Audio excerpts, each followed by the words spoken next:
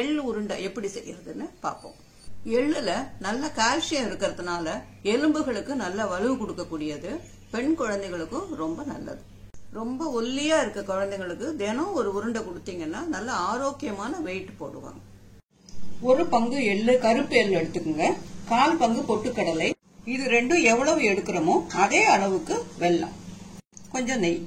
வாணலிய சூடு பண்ணி மிதமான சூட்ல இந்த எள்ளை வறுத்துக்குங்க. பொரியிற வரைக்கும் வறுத்துக்குங்க. ஒரு நிமிஷத்துல இந்த எள்ளு சடசடன்னு பொரிய ஆரம்பிக்கும். அந்த பொரிய ஆரம்பிக்கும் போது இந்த பொட்டுக்கடலையும் அதோட சேர்த்துட்டு அடுப்பை ஆஃப் பண்ணிடலாம். நல்ல சுத்தமான எள்ளா பார்த்து வாங்கிக்கோங்க. அப்படி ஒருவேளை அதுல கல்லு மண்ணு இருந்ததுன்னா அதுல நல்லா களைஞ்சிட்டு கல்லெல்லாம் எடுத்துட்டு காய வச்சு எடுத்துக்கோங்க. எள்ளு பொரிய ஆரம்பிக்குது பாருங்க. இப்ப பொட்டுக்கடலையும் சேர்த்துட்டு அடுப்பை ஆஃப் பண்ணிடுங்க. உடனே வேற தட்டுக்கு இதை மாத்திடுங்க, இல்லாட்டி கருகி போயிடும். இந்த எள்ளு நல்லா ஆறுனதும் மிக்சியில போட்டு ஒரு திருப்பிட்டா போதும். 1-2 இந்த மாதிரி பொடிச்சுக்கிட்டா போதும். இதோட இப்ப இந்த வெல்லத்தையும் சேர்த்து போட்டு ஒரு திருப்பிக்கிட்டு வந்துடலாம். முதல்லயே எல்லாத்தையும் சேர்த்து ஒன்னா போட்டுட்டீங்கன்னா எள்ளு சரியா பொடிப்படாது. அரைச்சிட்டு வந்த சூட்டோட இதை உருண்டைகளா பிடிச்சிருங்க. அப்பதான் இது ஈஸியா பிடிக்கிறதுக்கு வரும். கொஞ்சம் நெய் கையில தடவிக்கிட்டு இதை பிடிக்க ஆரம்பிங்க.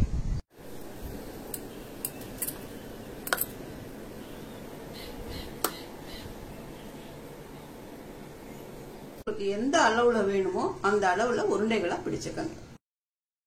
தேங்காய் பர்ஃபி எப்படி செய்யறதுன்னு பார்ப்போம். தேவையான பொருட்கள்: 1/2 கப் ஃப்ரெஷ் தேங்காய் துருவல். தேங்காய் துருவல் சின்னதும் பெருசுமா இருந்ததுன்னா மிக்சியில போட்டு ஒரு திருப்பி எடுத்துக்கோங்க. துருவின உடனேயே நல்ல ஃப்ரெஷ் தேங்காய் எடுத்தீங்கன்னா தான் தேங்காய் பர்ஃபி ரொம்ப நல்லா வரும்.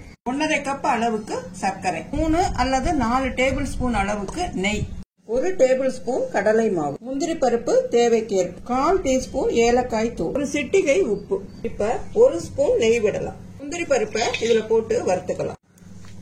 பொன்னிறமா வறுபட்டதும் எடுத்து தனியா வச்சுக்கோங்க. அந்த நெய்யில தேங்காய் துருவலை கொட்டிக்கோங்க. கடலை மாவு, அந்த கடலை மாவோட பச்சை வாசனை போறதுக்காக ஒரு 2 செகண்ட்ஸ் இதை வறுத்துக்கலாம். பச்சை வாசனை போனதுக்கு அப்புறம் இந்த சர்க்கரையை எடுத்து கொட்டிக்கலாம். இனிப்பு சுவையை தூக்கி கொடுக்க 1 சிட்டிகை உப்பு.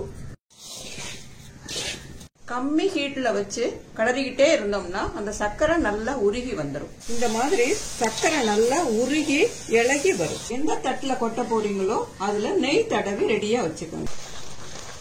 இந்த மாதிரி நல்லா கொதிக்க ஆரம்பிக்கும் போது 1 டேபிள் ஸ்பூன் நெய் சேர்த்துக்கோங்க.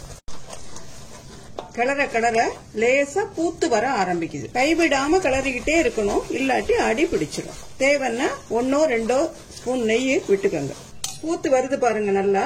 இப்போ இந்த ஸ்டேஜ்ல 1 டேபிள் ஸ்பூன் நெய் விட்டுக்கோங்க. இங்க பாருங்க நல்லா பூத்து வாணலியில ஒட்டாம சுருண்டு வருது பாருங்க. இந்த ஸ்டேஜ்ல எடுத்து நம்ம நெய் தடவின தாம்பாளத்துல இத கொட்டிடலாம். இப்போ 1/4 ஸ்பூன் அளவுக்கு ஏலக்காய் பொடி சேர்த்துக்கோங்க.